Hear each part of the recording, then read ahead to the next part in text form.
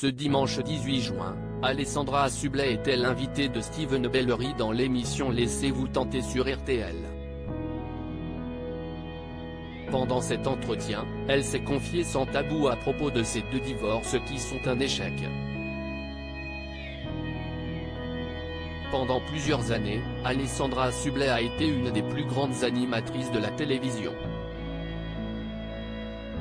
Elle a présenté de nombreuses émissions à succès comme C'est à vous sur France 5 ou encore C'est quand Chloé, le grand concours des animateurs sur TF1.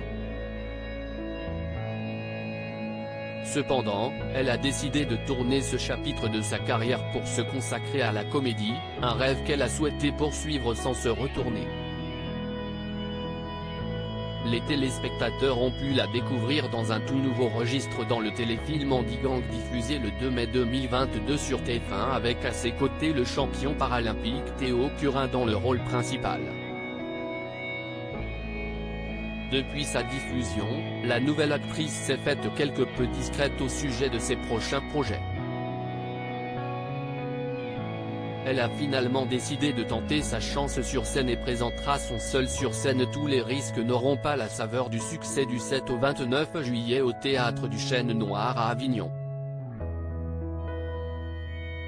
Si est un échec aux yeux de la société, Alessandra Sublet se confie à propos de ses 2 divorces ce dimanche 18 juin. Alessandra Sublet était l'invitée de Steven Bellery dans l'émission Laissez-vous tenter sur RTL.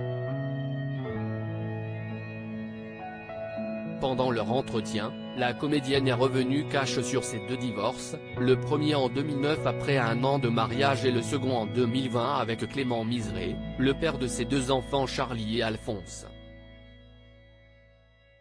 Dans ma vie personnelle, j'ai divorcé 2 fois. Le deuxième divorce, avec 2 enfants, si est un échec, a-t-elle commencé? Si est un échec aux yeux de la société d'abord, et puis même au fond de vous.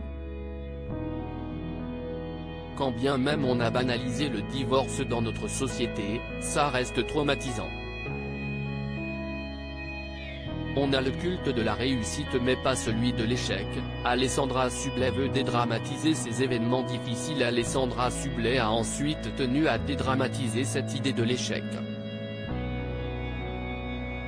Dans notre société, on a le culte de la réussite mais pas celui de l'échec.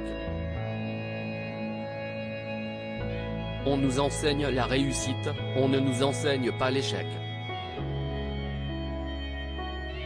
Et très souvent, quand vous discutez avec des amis et que vous voulez creuser un petit peu sur une expérience qui s'est mal passée, si est compliqué pour l'autre d'avouer ses faiblesses, a-t-elle continué?